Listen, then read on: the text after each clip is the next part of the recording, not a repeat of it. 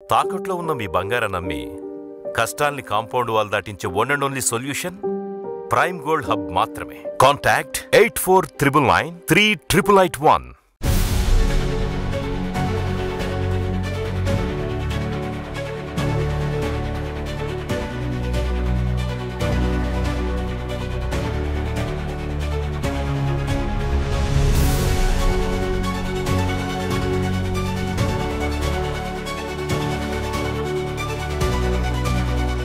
Hi viewers, welcome to ఆదన్ మరొకొండం. నేను ప్రసాద్.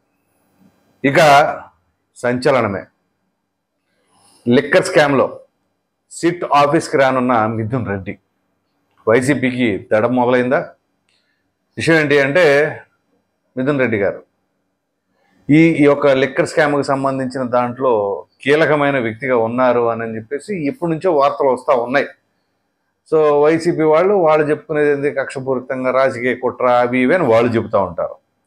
మరి అయితే ఇక ఈరోజు వాటన్నిటికీ బ్రేక్ పడబోతుందా అంటే అవుననే అనుకోవచ్చు. ఎందుకంటే సిట్ అధికారులకు సమాచారం అందించారు మిథున్ రెడ్డి, నేను వస్తున్నాను సిట్ ఆఫీస్కి విచారణకి అని చెప్పేసి. సో విశ్వ ప్రయత్నాలు చేశారు ఇప్పటిదాకా విచారణకు రాకుండా ఉండటం కోసం. నిజంగా వీళ్ళు తప్పు చేయలేదు అనుకుంటే రావడానికి ఏంటి నామోషా? ఒక ఎంపీ కదా, ఎలిగేషన్స్ వచ్చినప్పుడు లొంగిపోవచ్చుగా, వచ్చి ఇదిగో నేనేం చేయలేదు విచారణ జరుపుకోండి అని చెప్పేసి అనొచ్చుగా. అనకుండా వీళ్ళు ఆ కోర్టుకి ఈ కోర్టుకి ఆ కోర్టుకి ఈ కోర్టుకి ఎందుకు వెళుతున్నారు? సో ఖచ్చితంగా సంథింగ్ ఫిషింగ్ ఏదో జరిగింది అని అయితే అర్థమవుతుంది. ప్రజలంతా పిచ్చోళ్ళేం కాదు కదా, ఏం జరుగుతుందో ఏంటో ఆ మాత్రం అర్థం చేసుకోకుండా ఉండడానికి. సో ఇక తప్పదు. ఇప్పుడు పారిపోయే నైజం అది చేయటానికి ఆ ప్రొఫైల్కి అట్లా చేయకూడదు. కుటుంబ నేపథ్యం చూసుకుంటేనేమో తండ్రి చూస్తే సీనియర్ మోస్ట్ రాజకీయ నాయకుడు, మాజీ మంత్రి. సో ఒక విధంగా చెప్పాలి అంటే రాయలసీమ మొత్తాన్ని గుప్పెట్లో పెట్టుకున్నటువంటి కుటుంబం. మరి అటువంటి కుటుంబం సంబంధించిన వ్యక్తి పారిపోయాడనో దాక్కున్నాడనో అంటే ఎంత నామోషి. సో అందు గురించే ఇక నేను వచ్చేస్తున్నా సరే అని చెప్పేసి అన్నారు. సరే వచ్చేస్తున్నా అంటే సరిపోయిందా? ఇక ఇప్పుడు ఉంది అసలు కథ. ఏమిటి అంటే, సిట్ అధికారులు సాక్ష్యాధారాలన్నీ కూడా సేకరించి పెట్టి ఉంచారు. రేపో మాపో ఛార్జ్షీట్ నమోదు చేయబోతున్నారు. సో అందు గురించే అంత పక్కాగా పగడ్బందీగా చేయాలి అని చెప్పి చంద్రబాబు నాయుడు గారు కూడా ఫస్ట్ నుంచే సూచనలు చేస్తూ ఉన్నారు, మీరు ఎట్ట పెడతాట చేయమాకండి. సో ఈ పరిస్థితుల్లో ఇప్పుడు మిథున్ రెడ్డి వస్తే ఏం జరగబోతుంది అనేది చాలా కీలకం కదా. సో ఇక్కడ ఆయనకి నోటీసులు ఇచ్చే అవకాశాలు ఉన్నాయి. నోటీసులు ఇచ్చిన తర్వాత అరెస్ట్ చేసే అవకాశాలు కూడా పుష్కలంగా ఉన్నాయి. ఎందుకంటే ఇక్కడ విచారణలో సర్వసాధారణంగా వీళ్ళు అడిగే ప్రశ్నలకు ఆయన చెప్పే సమాధానాలు మనం కనుక గతంలో ఇప్పుడు ఎవరెవరైతే లోపల ఉన్నారో వాళ్ళందరూ చెప్పిన సమాధానాలు ఏంటి? లేదు నేను అసలు దీంట్లో ఏమీ లేదు, నేనేం చేయలేదు అని చెప్పేసి చెప్తారు. చెప్పినప్పుడు ఏం జరుగుతుంది? సిట్ అధికారులు సేకరించిన సాక్ష్యాధారాలు ఉంటాయి కదా, అవి పెడతారు. సో అవి బయట పెట్టి ఇదిగో బాబు నువ్వు లేదంటున్నావు, ఇదిగో జరిగింది, మరి ఏం చెప్తావంటే అప్పుడు సైలెంట్ అయిపోతావు. ఏమో గుర్తులేదని చెప్పేసి అంటే చెవిరెడ్డి భాస్కర్ రెడ్డి ఎపిసోడ్లో మనం చూసాం కదా, ఆయన అసలు నేను ఎందుకు చేస్తాను, నాకేం సంబంధం అది అని చెప్పేసి అంటే కాల్ లాగ్స్ ఇవే సీసీటీవీ ఫుటేజ్లు అవన్నీ తీసి పెడితే ఇక సౌండ్ లేదు. సో ఇప్పుడు ఈ స్కామ్కి సంబంధించిన వ్యవహారంలో కూడా ఈ మిథున్ రెడ్డి కావచ్చు, మిథున్ రెడ్డికి సంబంధించిన ఆ నెట్వర్క్ ఏ విధంగా బిల్డప్ చేశాడు రాజకేశ్ రెడ్డి, అటు నుంచి అసలు ఈ పాలసీ మేకింగ్లో కీలకమైన పాత్ర పోషించిందే మిథున్ రెడ్డి అని చెప్పేసి అంటున్నారు.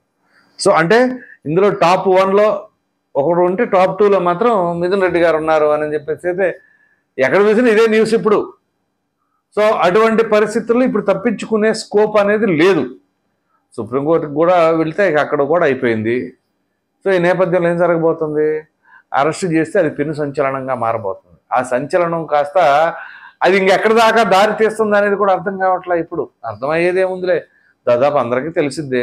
కానీ విత్ ఎవిడెన్సెస్ అరెస్టుల పర్వం, సంచలనమైన అరెస్టులు కూడా జరగబోతున్నాయి అని చెప్పేసి అయితే కొంత అంతర్గతంగా జరుగుతున్న చర్చ. నేను కొంతమందితో పేర్లు బయట పెట్టలేనులే కానీ, సో ఇక ఆల్మోస్ట్ ఆల్ కథ క్లైమాక్స్కి వచ్చినట్లే అని చెప్పేసి అంటున్నారు. ఇప్పుడు ఎవరెవరైతే మరి వైసీపీలోని చాలామంది మాట్లాడుతూ ఉన్నారు చూసారా, వాళ్ళకే అర్థమైపోయింది ఇక ఫ్రస్ట్రేషన్ అనేది తారస్థాయికి చేరిపోయింది. అందుకనే ఎవరికి వాళ్ళు బర్స్ట్ అయిపోయి ఎలా మాట్లాడుతున్నారంటే, ఎవరి గురించి మాట్లాడుతున్నారో ఎందుకు మాట్లాడుతున్నారో అర్థం కాని పరిస్థితుల్లో ఆ స్థాయిలు కూడా మరిచి ఇష్టానురీతిగా నోరు జారుతున్నారు అందరూ. అది మాజీ మంత్రులు, మహిళా మంత్రుల, పురుషుల, ఎవరైనా సరే అదే రకంగా వ్యవహరిస్తున్నారు. ఏమిటి అంటే ఇప్పుడు వాళ్ళ నాయకుడు కూడా ఓ పక్కన ఇబ్బంది కలిగే పరిస్థితి వచ్చేసింది. సో పదే పదే ఇప్పుడు కాదు అప్పుడు కాదు అనేక మార్లు మాట్లాడుకుంటా వచ్చాం. ఇది ఖచ్చితంగా సామాన్యమైన విషయం కాదు. ఎందుకంటే ఒక చిన్న లాజిక్ అండి. అసలు లిక్కర్ స్కామ్ చేయడానికి ఒక చిన్న లాజిక్ చెప్తాను. ఆ లాజిక్ చెప్పిన తర్వాత మీ అభిప్రాయం ఏంటో కామెంట్లో తెలియచేయండి.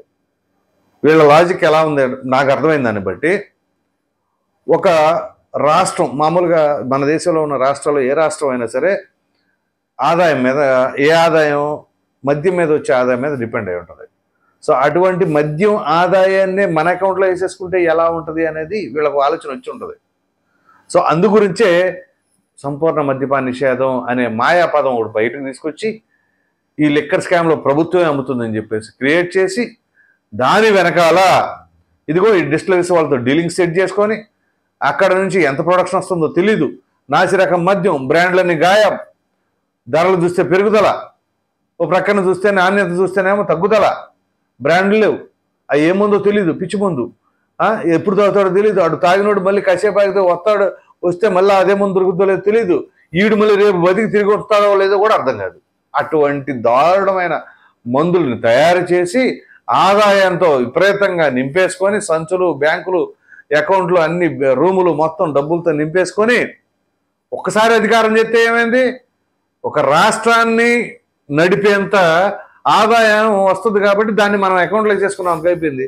ఆ తర్వాత సంపూర్ణ మద్యపాన నిషేధం లేదు, ఏం లేదు, అవసరం లేదు అని చెప్పేసి వాళ్ళు అనుకుంటారు. బహుశా ఇప్పుడు రాష్ట్ర ప్రభుత్వం చేయవలసింది ఏంటి అంటే వీళ్ళని పట్టుకోవడం, విచారణ చేయటం, ఆ తర్వాత శిక్షలు చేయటమే కాదు, రికవర్ చేయాలి. ఉదాహరణకి 1000 కోట్లు ఇందులో కుంభకోణం జరిగితే 1500 కోట్లు లేకపోతే 2000 కోట్లు కలెక్ట్ చేయాలి. అంతెందుకండి, బస్సులో ప్రయాణించేటప్పుడు ఒక 25 రూపాయలతో 30 రూపాయల టికెట్ కొనకపోతే 500 రూపాయలు ఫైన్ అంటారు, లేదా ఒక్కొక్కసారి ఫైన్ ప్లస్ జరిమానా, అది జైలు శిక్ష అంటారు కదా. ఆఫ్టర్ ఆల్ ఒక బస్సులో టికెట్కి అంత ఇది వేసినప్పుడు, ఫైన్ వేసినప్పుడు, మరి ఇక్కడ ప్రజల ఆరోగ్యాలను నాశనం చేసి ఆ రకంగా వాళ్ళ జేబులు నింపుకుంటే నిబంధనలు తొంగలో దొక్కేసి వీళ్ళకి ఎంత ఫైన్ వేయాలి, ఎంత రికవర్ చేయాలి, ఏం చేయాలి చెప్పండి. ఏ కాడికి ఎంతకాడికి చాలా మంది ఆలోచించేది ఏంటంటే అరెస్ట్ చేస్తారంట. అరెస్ట్ చేయడం కాదండి కావాల్సింది. ఇప్పుడు జగన్మోహన్ రెడ్డి అరెస్ట్ అయితే ఏమైంది? For example Jaganmohan Reddy arrest అయ్యాడు అనుకోండి, ఏమైంది? అరెస్ట్ అయినా కొత్త ప్రజలకు ఏమైనా ఒరుగుద్దా? కాదు. నిజంగా ఇందులో స్కామ్ జరుగుంటే అది ఎంత జరిగిందో దానికి 3 రెట్లు కలెక్ట్ చేయండి ఫైన్ రూపంలో. పోనీ ఆయన దగ్గర ఏమైనా ఆస్తులు లేవా? ఈయనంటే జగన్మోహన్ రెడ్డి గారు అనే కాదు, ఎవరు చేస్తే వాళ్ళు. ఇప్పుడు మిథున్ రెడ్డి ఉన్నాడండి. మిథున్ రెడ్డి ఇందులో వాటాదారులు, వ్యూహకర్త. ఆ మిథున్ రెడ్డి దగ్గర నుంచి కలెక్ట్ చేయండి 10,000 కోట్లు. వాళ్ళ దగ్గర కొన్ని వేల కోట్లు ఉన్నాయి, కలెక్ట్ చేయండి. మిథున్ రెడ్డి దగ్గర, చెవిరెడ్డి భాస్కర్ రెడ్డి దగ్గర, వీళ్ళందరూ మొన్న 2019-24 మధ్యలో బాగానే లాగేశారు అనే సంగతి ప్రజలందరూ మాట్లాడుతున్నారు కదా. సో లాగేయండి వాళ్ళ దగ్గర నుంచి ఫైనల్ రూపంలో. అలాగే జగన్మోహన్ రెడ్డి గారి పేరు మీద ఉన్న ఆస్తులు కూడా జప్తు చేసుకోండి, ఫైనల్ రూపంలో కలెక్ట్ చేసుకోండి. అంతేగాని అరెస్ట్ చేస్తాం, శిక్షలు పడతాయి, విమర్శలు వస్తాయి, ప్రభుత్వాలు పోతాయి, అవి కాదు. ప్రజలకు సంబంధించిన దానికి ఏం జరుగుతుంది అనేది ముఖ్యం. కాబట్టి ప్రజలు మీరు కూడా ఆలోచించండి, ఏం చేయాలి? శిక్ష కూడా సరిపోతుందా? రికవర్ చేయాల్సిన అవసరం లేదా? రికవరీ అంటే 1000 కోట్లు పోతే 1000 కోట్ల వరకే రికవర్ చేయాలా, ఇంకా అదనంగా కలెక్ట్ చేయాలా? వాటన్నిటిపైన మీరు మీ అభిప్రాయాన్ని కామెంట్ సెక్షన్లో తెలియచేయండి. ఎందుకంటే ఇది ఆషామాషి వ్యవహారం కాదు. ఎన్నో కుటుంబాలు రోడ్డున పడ్డాయండి. సో ఇవాళ వీళ్ళు మళ్ళీ కోర్టులకు వెళ్ళి కక్షపూరితం అది ఇది అంటే రేపు నిజం ప్రూవ్ అయినప్పుడు ఉంటుంది ప్రజల చేతులు, అది కూడా. ఎందుకంటే వీళ్ళు ప్రజా జీవితంలో ఉండేవాళ్ళు కదా నిరంతరం. మరి అటువంటిది ఇక్కడ అంత ఎదురుగాల్లో కూడా పెద్దిరెడ్డి రామచంద్రారెడ్డి, ద్వారకానాథ్ రెడ్డి ఇద్దరు గెలిచారు. అలాగే వాళ్ళ అబ్బాయి ఇప్పుడు ఈయన మిథున్ రెడ్డి కూడా గెలిచాడు. మరి ప్రజలు ఆ రకంగా ఎందుకు ఇస్తున్నారు వాళ్ళకి గెలుపులు? ఒకవేళ నిజంగా జరిగితే లేదా ప్రజలకు అందుబాటులో ఉంటారా? లేదా ఒక 2 రూపాయల చేతులు అలా వదిలేస్తారా? వీళ్ళు 100 రూపాయలు తినేసి ఒక 5 రూపాయలు అట్లా వదిలేస్తే వాళ్ళు మనకు పడి ఉంటారు, ఎప్పుడు మనకు బలం అలాగే ఉంటుందనే ఉద్దేశంలో ఉన్నారా? సో ఆ మాయలు ఏమైనా పడిపోయారా? అది ఆలోచించుకోవాలి. సో ఎనీహౌ ఇప్పుడు మిథున్ రెడ్డి సిట్ అధికారుల దగ్గర రాబోతున్నారు. మరి ఏం జరగబోతుంది అంటే, నేను ఒకవేళ వీడియో పబ్లిష్ అయ్యే టైంకి ఏమైనా ఆయన వచ్చేసి ఉంటాడేమో, కానీ ఇప్పుడు నేను చేసే టైంకి అయితే మాత్రం ఇంకా రాలేదు. చూద్దాం మరి ఏం జరగబోతుంది. ఆయన ఎటువంటి వాస్తవాలు చెప్పాలో, ఒకవేళ నోటీసులు ఇచ్చి అరెస్ట్ చేయబోతున్నారు, అరెస్ట్ చేయబోతే ఏంటి, తర్వాత తదుపరి కార్యాచరణ ఏం జరగబోతుంది అనే దానిపైన మీ అభిప్రాయం కామెంట్ సెక్షన్లో తప్పని తెలియజేయండి. Thank you.